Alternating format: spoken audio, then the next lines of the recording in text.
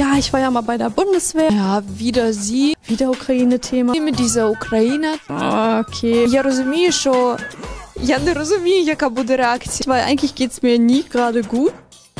Зупинись. Ist komplett mit Matsch. Also komplett alles voll. Незручні, What the fuck, ist das Krieg? Будь ласка, спілкуйтеся з нами. Слава Україні!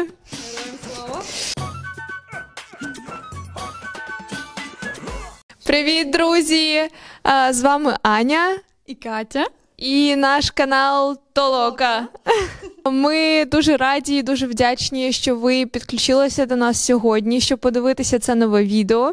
Ми знімаємо для вас новий випуск політичних балачок на дуже цікаву і на дуже важливу, на нашу думку, тему, особливо для людей з України, які живуть і працюють в Німеччині, але також і для німців, і для інших європейців, з якими ми тут в Німеччині працюємо. Genau, danke schön, dass ihr nochmal eingeschaltet habt und wir freuen uns mega, das Video nochmal aufzunehmen. Heute machen wir ein Laber-Video oder ein ganz viel Reden-Video über ein politisches Thema, was uns beschäftigt und vielleicht andere Menschen, die betroffen sind, genauso.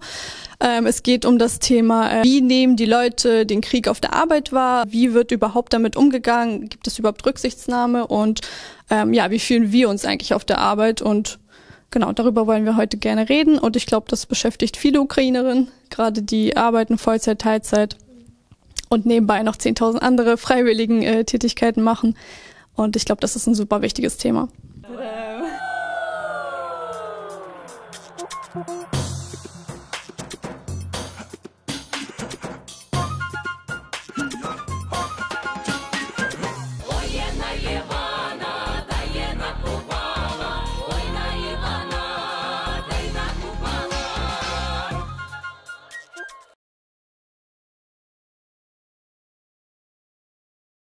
Bei mir auf der Arbeit ist es ein bisschen special, glaube ich, weil ich arbeite in der Beratung. Es ist sehr IT-lastig und ich habe aber, es geht um den Public Sector. Das heißt, wir beraten viel auf Landes- und Bundesebene. Und für mich ist es belastend auf der Arbeit, weil viele Menschen, die bei mir mit angestellt sind, also meine Kolleginnen sind ja meistens aus der Bundeswehr. Also die haben Bundeswehr-Background, das sind ehemalige Soldatinnen, oder Menschen, die einfach bei der Bundeswehr gearbeitet haben und jetzt halt in die Beratung gewechselt sind, weil wir halt auch die Bundeswehr beraten. Also nicht ich, aber ja, andere Kolleginnen, die in diesen Projekten drin sind. Und ich hatte schon so oft die Situation, dass jemand auf mich zugekommen ist, weil ich mache auch einen kleinen Ukraine-Blog auf unserer Arbeit, um das Thema halt weiter so hochzuhalten. Und viele kamen halt auf mich zu und meinten so, hey, machst so cool und so, da habe ich schon ein paar Sachen so mitgenommen und ich denke mir so, ja, cool. Aber dann kommt immer so, ja, ich war ja mal bei der Bundeswehr und dann weißt du schon. Ja, und dann kommt gleich Pazifist oder Spannung, welche Position ist es? Und dann meistens ist es zwar die Position, ja, ich unterstütze das, den Widerstandskampf der Ukraine und das ist alles richtig, aber dann kommt super oft, habe ich gemerkt, Sachen wie, ja, stimmt denn die Propaganda? Und dann denke ich erstmal, okay, ist es die russische Propaganda gemeint? Aber nein, die meinen dann eiskalt einfach, stimmt die Propaganda, die hierzulande über die Ukraine erzählt wird? Ist es denn wirklich so schlimm? Und zu dem Zeitpunkt war ich gerade frisch aus der Ukraine zurück, ich war in Kharkiv und ich war erstmal voll überfordert, weil für mich ist es etwas komisch, wenn jemand deutsche Medien, also ZDF, also öffentlichen Medien, als Propaganda bezeichnet. Immer ein kleines Red Flag. Und da musst du dich ja erstmal rechtfertigen und sagen so, nee, ist es nicht und es ist stimmt und es ist noch schlimmer. Und dabei habe ich ja noch gar nicht richtig gesehen, weil ich war ja sozusagen einfach als eine Privatperson dort. Ich war ja nicht als Freiwillige dort. Und das ist so bei mir auf der Arbeit irgendwie gang und gäbe. Deswegen muss ich auch sagen, gehe ich auch nicht so oft ins Büro, weil auch da meine Kolleginnen, die meisten eigentlich von der Bundeswehr sind. Und was mir halt auch aufgefallen ist zum Beispiel die ganze Sprache, die sich so verändert hat. Beziehungsweise sie hat sich gar nicht verändert, sondern es war schon die ganze Zeit diese Sprache da, also diese Kriegssprache. Zum Beispiel irgendwie, ja, du hast den Schuss nicht gehört oder irgendwie, wie läuft's an der Front oder ach, das ist doch jetzt nicht kriegsentscheidend und so weiter. Ich muss sagen, vorher ist mir das nie aufgefallen, also es hat mich nicht getriggert, aber jetzt finde ich das das, also wenn jemand sagt, das ist doch nicht kriegsentscheidend, also sofort denke ich halt an den Krieg, an Ukraine, und ich denke mir so, es gibt so viele Sachen, die kriegsentscheidend sind, und das kannst du doch nicht jetzt für dieses banale Thema oder für dieses, für diese Äußerung benutzen. Also für mich ist es irgendwie, schwierig, also viele Trigger so irgendwie, die sich so verstecken. Also ich habe irgendwie so 2 verschiedene Erfahrungen gemacht seit dem Anfang des Krieges. Als ich nach Hamburg gezogen bin im April 2022, ich hatte noch mein Praktikum bei der Zeit, und da würde ich sagen, dass also die Menschen haben das einfach irgendwie krass gemacht. Die waren alle so, also die haben immer Rücksicht genommen, die haben irgendwie ganz viel drüber geredet, die haben mich nicht, keine Ahnung, irgendwie gestoppt und gesagt, ja, du bist jetzt subjektiv oder das geht doch gar nicht, was du sagst. Und das war irgendwie so, die haben so einen Safe Space geschafft. Und die haben mir auch immer gesagt, du kannst, wenn du fühlst, dass du einfach nicht mehr arbeiten kannst, nicht mehr konzentrieren kannst, dass du einfach Zeit brauchst, kannst immer Sonderurlaub nehmen, kannst immer einfach sagen, ich brauche jetzt irgendwie einen Nachmittag zu Hause zu sein oder oder sowas. Und das war einfach, also ich wollte dann irgendwie noch mehr arbeiten, weil die haben das einfach so krass gemacht, und die waren einfach alle auch interessiert daran, und einige meiner Kollegen waren auch bei der Demonstration und auch bei unserem Tag der Unabhängigkeit dabei, und die haben auch nach meiner Meinung gefragt, so denkst du, dass wir das hier über die Ukraine oder über die ukrainische Organisation korrekt geschrieben haben, oder denkst du, dass wir das lieber anders machen oder so? Und das war irgendwie ganz, ganz nett, und dann hatte ich auch kein schlechtes Gewissen, so ab und zu egoistisch zu sein und irgendwie ein bisschen mehr drauf einzugehen.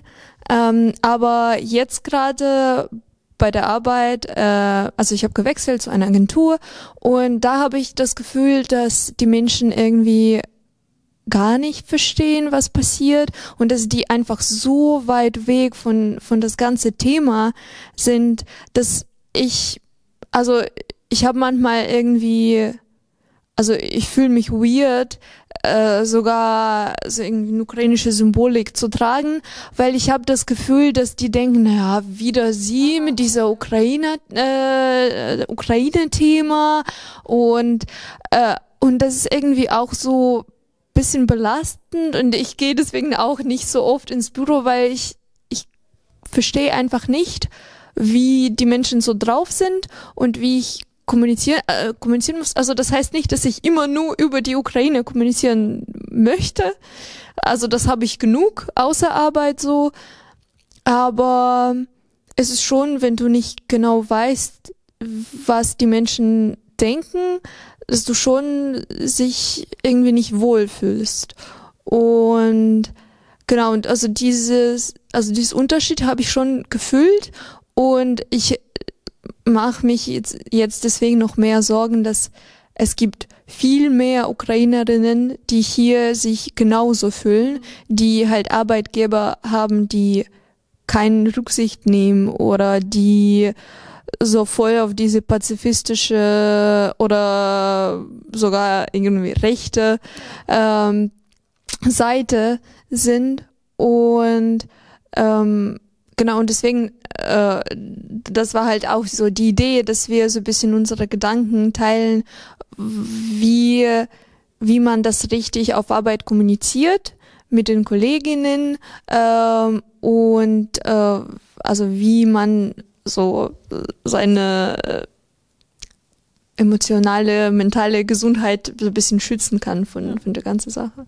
Ich habe auch gerade so ein bisschen darüber nachgedacht, wie sich das auch so verändert hat im Laufe des Krieges. Also das ist halt so am Anfang dieses so, ja, nimm dir die Zeit, ne, so wie du über deinen Arbeitgeber erzählt hast, nimm dir die Zeit und pass auf dich auf und wenn du Sonderurlaub, zum Beispiel das hatte ich gar nicht. Also ich hatte zwar eine Auszeit sozusagen, damals war ich im Praktikum, ich hatte so ein paar Tage, nein, eigentlich fast eine Woche, wo die halt nichts gesagt haben, wo das okay war, aber danach war es halt auch so relativ kurz danach noch in diesem Praktikum so, ja, okay, jetzt wird langsam Zeit, so geht's dir jetzt nicht besser, so ist doch schon jetzt so ein bisschen her und das fand ich halt voll krass, weil, also okay, normal, die erwarten von dir eine Leistung, aber so, what the fuck, es ist Krieg und die erwarten von dir trotzdem, dass du full 100% und ich habe davor halt richtig gut Gas gegeben und danach ist es halt komplett so runtergegangen und haben die sich, und das fand ich halt so krass damals, ich hatte mein Feedbackgespräch kurz bevor mein Praktikum geendet hat und dann haben die halt gesagt, ja, du warst voll gut und so, bis Februar war richtig so top, aber dann... Ja, wirklich. Und ich saß und dachte mir so, ja, was ist danach passiert? Was war denn im Februar? Also ich kam mir richtig doof vor, weil die meinten dann so, ja, aber dann ist ja deine Produktivität auch so runtergegangen, du hast mehr Flüchtigkeitsfehler gemacht. Und ich denke mir so, fällt dir nicht ein, warum das so war? Also, weißt du, also vielleicht eine Hint. So. Also das fand ich halt voll krass. Und jetzt auch auf der Arbeit, also dieses, ja, wir haben Verständnis, aber ja, du musst trotzdem Leistung bringen. So. Also nimm dir die Auszeit, falls du sie doch brauchst, aber komm auch bitte wieder schnell zurück und sei gesund und so. Also pass auf dich auf. Und wenn du mal nicht ins Büro gehen willst, dann, keine Ahnung, arbeite trotzdem, aber im Homeoffice so. Mit mentalen Schaden, aber arbeite. So nach dem Motto, dass du halt kurz vor irgendwie einem Burnout oder so stehst und erst wenn es halt richtig so Burnout ist, dann sagen die, oh ja, okay, ne, mach mal eine Pause, aber davor ist dieses so, ja, gib noch Leistung, vor deinem Burnout musst du noch so Leistung bringen und dann auf den, okay, so, kann's gehen. Aber ich glaube, das sehen die Leute selber nicht. Also bis die nicht selber an dieser Stelle sind, wo du bist, werden sie es halt auch nicht verstehen. Das ist halt das Ding. Ja, und ich glaube, die Sache ist, dass die haben so auch anderes Niveau von dieser emotionale Stress. Ja. Und es ist auch schwierig zu erklären, das ist halt nicht zu vergleichen, weil es halt einfach immer da. Also es gibt so einen Tagesstress, also mit Arbeit, mit der Familie, was auch immer, aber das ist einfach immer im Hintergrund. Also du kannst nichts damit machen und du kannst einen Tag sich ganz gut fühlen und irgendwie produktiv arbeiten und dann nächsten Tag stehst du einfach auf und du denkst, ja, was soll's? Also ich kann einfach nichts und du bist irgendwie komplett in Gedanken zu Hause, du liest die Nachrichten den ganzen Tag und kannst nichts damit machen und sorry, also ich würde gerne das irgendwie zu Hause lassen und jetzt 100% geben, aber ich kann einfach nicht. У мене така ще проблема зараз з'явилася, я почала за собою помічати, що коли мені насправді от такі дні трапляються, коли я прокидаюся і я розумію, що взагалі не можу. Мене якось воно все так накатувалось, все якось збиралися новини, ще щось. І я розумію, що навіть там, коли, мені здається, це була субота чи п'ятниця, і там прилетіло в будинок в Дніпрі, це недалеко від, я знаю, де саме це, я там була, коли я була вдома останній раз в червні, і мене це підкосило на всі вихідні, і я навіть ще в понеділок прокинулась із думками про це, і я на роботу прийшла така, і я розумію, що мене там питають, як справи, все таке, а я не можу дозволити собі сказати погано. Тому що, спросять, а що сталося? Я скажу, так і так, там в п'ятницю чи в суботу прилетіло в будинок в моєму рідному місті, в моєму районі. І я розумію, що я не розумію, яка буде реакція у людей, чи вони просто скажуть, окей, чи вони подумають, це ж була субота, чи це була п'ятниця, в тебе що не було 2 дні, щоб прийти в себе і перестати про це думати. І я розумію, що я почала себе все більше від цього зупиняти, щоб реально казати, мені зараз погано. І я бачу, як це почало впливати знов на мій емоційний стан і на мою продуктивність на роботі. І я, чесно кажучи, навіть не знаю, яку б я пораду дала, тому що навіть кожного разу, коли ти хочеш чесно сказати, чому тобі погано, ти себе все одно зупиняєш, тому що думаєш, що тебе не зрозуміють. Зараз для багатьох роботодавців, для багатьох німців, в принципі, не існує вже війни, не існує як сильного фактору, який може впливати на твою роботу і на твою продуктивність. І я вважаю, що дуже важко їм пояснити, що воно, ти з цим живеш постійно. А коли ти живеш в постійному стресі, то дуже важко очікувати від себе якихось просто нереальних досягнень, там, виконування всіх проєктів, всіх дедлайнів, і просто там стріляти ідеями, вибачте. Я не знаю, чи в тебе теж таке є, що ти себе постійно зупиняєш. Ні, я краще скажу все, alles gut. Ja, geht. Genau so, also eigentlich genau das Gleiche. Ich komme mir dann richtig cringe vor, wenn mich jemand fragt, so, wie geht's dir? Und ich denke mir so, oh, okay, sag ich jetzt so schlecht, weil eigentlich geht's mir nie gerade gut. Also ich kann jetzt nicht sagen, dass es mir gut geht, weil ich habe hier des Todes Verspannungen, also ich kann mich nicht konzentrieren. Wenn ich sitze, zum Beispiel, ich hatte heute 3 Stunden lang einfach eine Schulung auf der Arbeit, wo ich einfach nur doof sitze und zuhöre und ich kann nicht, ich muss mich bewegen. Also ich bin die ganze Zeit so in Bewegung, ich kann irgendwie nicht ruhig sitzen. Es geht nicht, ich muss die ganze Zeit auf mein Handy irgendwie gucken, irgendwelche Nachrichten, das muss man sich mal vorstellen. Ich habe ein Arbeitshandy, ich habe so 2 Bildschirme halt, mit denen ich diese Schulung da gemacht habe. Nebenbei muss ich noch bei dieser Schulung aktiv mitmachen. Und nebenbei checke ich noch Nachrichten und nebenbei schreibe ich noch in die Gruppe wegen irgendwas. Und das ist so, also das sind noch so Dinge, die ich so selber auf mich nehme. Aber trotzdem so, es ist ja jeden Tag so, du bist ja jeden Tag mit 10 anderen Dingen beschäftigt, die genau dieses Thema ja berühren. Und wenn dich jetzt jemand fragt auf der Arbeit einfach random, ja, und wie geht's euch? Was habt ihr so vor? Und dann denke ich, oder was habt ihr so am Wochenende gemacht?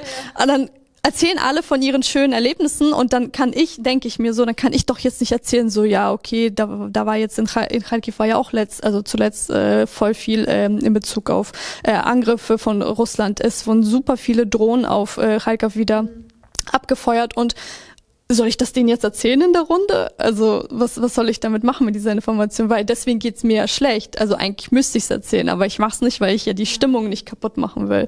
Also jedes Mal, wenn mich jemand fragt, wie geht's, dann ist es schon dieser Unterton. Und wie geht's dir? Oh, ja. Oh, und du hast ja noch Familie da gehabt. Also direkt so dieser Ton, der dich schon so in diese emotionale Dings, also der macht mich aber wütend eher. Also ich finde das irgendwie scheiße. So, warum kommst du zu mir und sagst so, oh Gott, das tut mir so leid. Also als wäre die Person das Opfer, so. Und also keine Ahnung, das ist so eine komische Situation und deswegen habe ich auch keine Lust, dann darüber zu erzählen. Oder ich beschönige es sogar noch und sag irgendwie, ach nee, das geht schon und so, also wir machen das und so, naja, obwohl es einfach beschissen irgendwie läuft. Also das ist, glaube ich, was viele Ukrainerinnen auf der Arbeit irgendwie haben, dass sie nicht ehrlich das so sagen können, weil sie halt denken, ja, ich will jetzt nicht die Stimmung kaputt machen oder ich will jetzt nicht irgendwie einfach dieses Thema wieder aufmachen. Weil jedes Mal, wenn ich mir so denke, wenn ich Ukraine erwähne, selbst wenn es einfach wirklich zum Thema passt, selbst wenn es wirklich das Thema ist, ich denke mir so, boah, jetzt denken die Leute, ich rede nur darüber, als hätte ich nichts anderes auf der Welt. So. Dass ich so irgendwie super eng auf der Welt schaue. Ich kann einfach über die Ukraine reden. Ja, und das war auch so unter meinen Freunden, also bevor sich die meisten Freunde so verabschiedet hatten, das war also bis zu diesem Zeitpunkt, wo die Freundschaften alle abgebrochen sind, bis, glaube ich, so auf eine, also konnte ich halt auch nicht mit denen darüber reden, weil ich mir dachte so, boah, das nervt die doch, also, ne, obwohl es doch wahrscheinlich auch gemacht hat, weil die fragen dich dann auch so, ja, wie geht's? Okay, wie geht's deiner Familie? Und dann sage ich, ja, so und so. Und dann ist direkt schon ein anderes Thema. Ja, und was machst du jetzt morgen so? Also, und darauf komme ich nicht klar. Das ist halt extrem schwierig. Und ich glaube, auf Arbeit ist es halt noch schwieriger, so diese Maske die ganze Zeit zu halten. Und ich glaube, das ist, was so Mental Health richtig abfuckt, weil je weniger du deine Gefühle zeigst und rauslassen kannst, desto mehr ist es ja in dir, du machst ja einen Angriff gegen dich selber. So, du schießt jetzt, ne, das meinte ich mit Sprache, du schießt gegen dich selber. Якщо хтось з німецьких роботодавців це подивиться. Наша думка на тему того, як би ми хотіли, щоб з нами щоб це регулювалося на роботі. Тобто, як би ми собі уявляли ідеальну комунікацію під час війни з українцями, які працюють у вас в компанії. По-перше, не питати оце все, типу, як ти, як твоя сім'я, а твоя сім'я ще там. Якщо мені захочеться про це поговорити, якщо я буду відчувати, що мене вже настільки криє, і мені ні з ким більше поговорити, а тільки з кимось на роботі, тоді я сама підніму цю тему. Питати не треба, тому що я все одно правду не скажу, тому що я буду думати, що це насправді не цікаво, це тільки зараз викличе оце, типу, Україна знову, окей, ми вже зрозуміли, так? Я через це себе буду почувати якось засмученою, бо я знов про це, хоча я про це і так постійно думаю, але коли тебе ще змушують про це говорити, то якось не дуже приємно. По-друге, я розумію, що це, типу, ми багато хочемо, багато вимагаємо, але отака ситуація. Я думаю, що важливо також кожному там шефу розуміти, там кожному менеджеру, так, що це постійний стрес, який може в будь-який момент у людини почати вимагати «зупинись». На місці менеджера треба мати це розуміння, і коли до тебе співробітник, українець чи українка, приходить і каже, мені потрібен день, будь ласка, бо я розумію, що я не витримую кількості новин, я не витримую кількості негативу, я не витримую роботу, сім'ю, там ці всі жінки, які з дітьми з малими приїхали і тут вже і працюють, і німецьку вчать, і дітей виховують, і чоловіки їх в Україні, і у багатьох ще й на фронті. І я вважаю, що до такого можна мати повагу і давати людям цю можливість зробити вдих-видих, і знову повернутися до роботи, бо це і в ваших також інтересах. Будь-якому менеджеру, будь-якій компанії буде краще, що людина один день працювала на 100%, ніж тиждень кожного дня там на 10%, тому що вона просто більше не може. І плюс все ж таки на місці компанії не забувати про те, що на початку всі дуже активно робили, типу, там серед наших працівників, хто може прийняти до себе українські сім'ї, а тут десь Spenden-Aufrufe, а тут в нас організовується група там вивчання німецькою, а тут ми допомагаємо, а зараз нічого немає. А де воно все ділося, незрозуміло. Я не кажу за всіх, я не узагальнюю. Є багато компаній, є багато людей, які особисто все ще допомагають, все ще дуже багато роблять. Але коли ми дивимося на велику картинку, на жаль, це все кудись зникло, а коли зникає контекст, то зникає у людей розуміння того, що війна ще не закінчилася. Ich hatte gerade 2 Punkte. Ich hatte vorhin erzählt, dass ich auf der Arbeit gab es einen Ukraine-Channel bei Teams und der war, wann habe ich angefangen zu arbeiten? Im März, also März diesen Jahres. Als ich dann diesen Channel gesehen habe, war der letzte Post von wegen, ja, wer kann, ich habe eine ukrainische, 2 Studentinnen, die suchen einen Job irgendwie, wer kennt wen, bla bla. Das war im November. Und vom November bis zu dem Zeitpunkt, wo ich angefangen habe, nichts. Also gar nichts mehr. Es kam einfach nichts. Ich habe sozusagen den ersten Post wieder gemacht, habe halt gesagt so, hey, Dankeschön weil ich habe halt gescrollt, ich habe gesehen, es wurde halt viel gemacht, gespendet und was weiß ich noch was. Ich meinte so, hey, Dankeschön, ich habe richtig so Resonanz bekommen, oh, cool und so, weil ich habe halt vorgeschlagen, immer irgendwie pro Monat ein Thema irgendwie zu beleuchten, habe halt so eine Umfrage gemacht. Was würde dich interessieren, historisch? Genau. Nee, ich habe halt so gefragt, welche Themen würden dich interessieren, was, keine Ahnung, was braucht ihr an Infos? So, ich gebe sie euch, weil ganz ehrlich, ich mache das auf Instagram, dann kann ich das recyceln und das einfach auf der Arbeit machen. Ja. Und dann, haben das alle toll gefunden und das war halt wiederum so der erste Post nach ja, November bis März. So, okay. So wie du schon gesagt hast, ist es klar, es ist nicht wie am Anfang hier des erweiterten Krieges, das ist klar. Aber zweite Sache, was mir noch eingefallen ist, ich finde, damit hängt auch das Thema voll gut zusammen mit dieses, wir sind kriegsmüde. Also dieses, wir sind müde davon und es nervt uns alles. Auch müde. Ja, genau. Also erstens, wir sind auch müde. So, ich muss mich gerade erinnern, ich habe gestern ein Video gesehen auf einer ukrainischen Seite. Ich weiß gar nicht mehr, was das war. Kann auch sein, dass es irgendwie Kiew Independent oder so war. Aber auf jeden Fall ein Video, wo ein ukrainischer Soldat, also das ist die Perspektive ist von oben auf einen Panzer und der ukrainische Soldat ist komplett mit Matsch, also komplett alles voll, sein ganzes Gesicht voll. Ich glaube, im Mund hat er auch Matsch und er hat so gelächelt, so auf den so, haha, guck mich an, so. Aber er sitzt gerade in einem fahrenden Panzer. Ich glaube, das war noch aus dem Winter im fucking Krieg, so, und dann sitzt dir halt jemand auf der Arbeit gegenüber und sagt, ich bin müde. Also wovon bist du müde? Ich nehme mich nicht mal selber ernst, wenn ich sage, ich bin müde, weil ich denke mir so, wovon bin ich eigentlich müde? Aber es ist klar, dass wir müde sind, normal. Aber wenn du da halt nochmal diesen Vergleich hast, ich weiß, es geht immer schlimmer, aber trotzdem so, also die sehen halt diese Bilder nicht. Die sehen halt nicht diese Nachrichten und deswegen, die sind halt nur müde von Nachrichten. Es nervt die wollen wahrscheinlich was anderes sehen. Ich würde mir wünschen, dass ich ein gutes Gefühl hätte, zu denken, boah, ich kann heute gar nicht, so wie du vorhin erzählt hast, heute geht einfach gar nichts und von den Tagen gibt's gerade sehr viele. Dass ich weiß, ich kann auf meinen Chef oder meine Chefin zugehen und sagen, hey, so und sie würde das sofort verstehen. Ja. Also ich verstehe Kosten, Nutzen, ich verstehe, dass die das auch rechnen und sich denken, okay, zu viele krank. Also ja, aber so, weiß nicht, also wo ist so die Empathie, wo ist so die Menschlichkeit? Weil ich habe zum Beispiel nicht dieses Gefühl auf der Arbeit gehabt, jemals, dass ich frei hingehen kann und sagen kann, ey, mir geht's schlecht. Also ich weiß, ich kann es machen, die werden auch sagen, okay, dann nimm dir deine Auszeit. Aber ich weiß, dass sie es mit so einem so, okay, muss das jetzt sein? Wieder Ukraine-Thema so. Und dann denke ich mir so, ja, okay, dann mache ich halt noch mehr zu und ich habe dann noch weniger Lust, irgendwie darüber zu reden. В жодному разі ми не хочемо сказати, що там ваші почуття, і Катя не це мала на увазі, там, що ваші почуття, що ви втомилися, що вам важко, що це нічого не варте, якщо ми порівнюємо там з нашими хлопцями, дівчатами на фронті. Це ми не порівнюємо, це зовсім різні речі. Зрозуміло, що людям, які зараз воюють за нашу батьківщину, за нашу свободу, зрозуміло, що їм настільки важко, наскільки ми просто не зможемо собі уявити.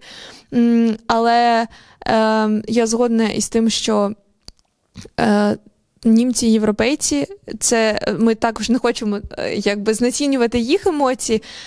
Зрозуміло, що в них також життя є, вони також втомлюються, в них також якісь свої проблеми, якісь ситуації життєві відбуваються.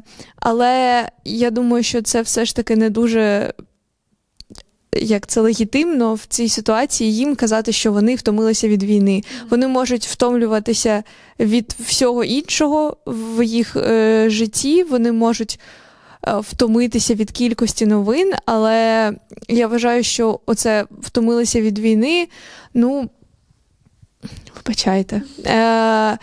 Я думаю, що вони так само б хотіли, якби, не дай Боже, їх це стосувалося, якби війна була в їх країні, вони б так само хотіли всього того, що ми зараз перераховуємо, наприклад, якби вони були вимушені бігти там в Норвегію кудись чи в Сполучені Штати. Wir haben heute, glaube ich, ein gut ernstes Thema, Mental Health und ja, wie wir auf der Arbeit uns fühlen seit dem erweiterten Angriffskrieg. Es gibt, glaube ich, verschiedene Perspektiven darauf, also wie unsere ArbeitgeberInnen darauf reagiert haben, ob es jetzt sensibel war, zuallererst dann wiederum nicht mehr so sensibel.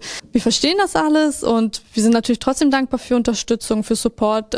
Dagegen sagen wir gar nichts. Also ich würde das auch immer so trennen. Also wenn wir etwas kritisieren, dann Das heißt es nicht, dass wir haten und... Geht gar nicht um Hate oder so, es geht wirklich nur darum, nochmal kurz unsere Perspektiven zu beleuchten und zu sagen, so hey, so fühlen wir uns, weil ihr werdet das wahrscheinlich nicht von uns so frei hören, also face to face, das wird wahrscheinlich nicht passieren, weil vielleicht auch Arbeit nicht direkt der Ort vielleicht für diesen Konflikt ist, aber einfach, damit ihr eine Perspektive habt.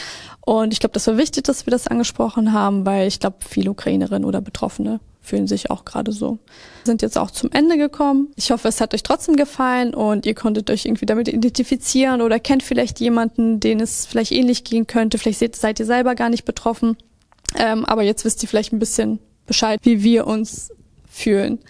Ми все одно вдячні за все, що робить Німеччина, що українців беруть на роботу. Ну, ми зараз не кажемо про нас, тому що ми давно вже в Німеччині знаходимося, ми тут навчалися, ми знаємо мову, у нас трохи інша ситуація, але ми вдячні, звісно, що змогу працювати мають і ті люди, які приїхали вже після 24 лютого, але ми все одно вважаємо, що важливо говорити про такі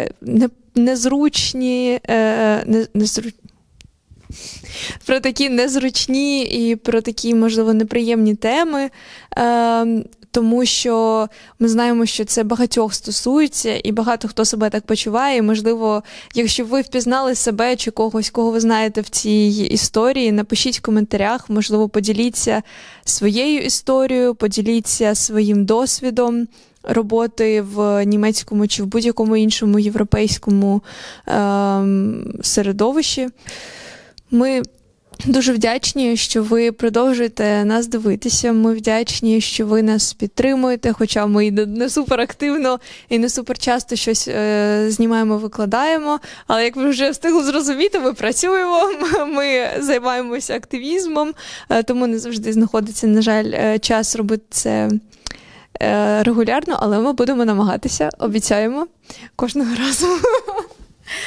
Можливо, якщо у вас є якісь ідеї щодо тем політичних балачок, напишіть також в коментарі. Будь ласка, пишіть щось в коментарі, спілкуйтеся з нами. Нам це завжди дуже приємно. Напишіть, про що б ви хотіли почути. Можливо, вас бентежать якісь теми, що стосуються життя українців в Німеччині, комунікації з німцями чи з європейцями. Але ми, як завжди, нагадуємо вам, щоб ви підписувались на наш канал, щоб ви додивлялись це відео до цього моменту. Так, щоб ви ставили нам вподобайки, щоб ви коментували. Ми вам тут уже накидали просто купу варіантів, що можна прокоментувати. Давайте ще один «Слава Україні!» Героям слава! Так, це теж можете написати в коментарях. Ich habe auch noch eins, also auf jeden Fall abonniert uns. Liked das Video, ihr kennt das Spiel, es gibt noch eine Glocke, aktiviert es, damit ihr auch das Video auf jeden Fall 100%ig mitbekommt. Wir versuchen es regelmäßig zu machen, aber wie Anja eben schon meinte, wir haben noch andere Sachen daneben leider. Ihr könnt sogar noch in die Kommentare schreiben, was euch an uns beiden auffällt. Vielleicht fällt euch irgendwas auf, vielleicht hat sich irgendwas verändert. Ich weiß nicht. Ich war jetzt selber so... Was meint sie? Ich habe mich so mein Vatergefühl, so hast du deine Haare geschnitten? Що брови зробила? Чи манікюр? Це так.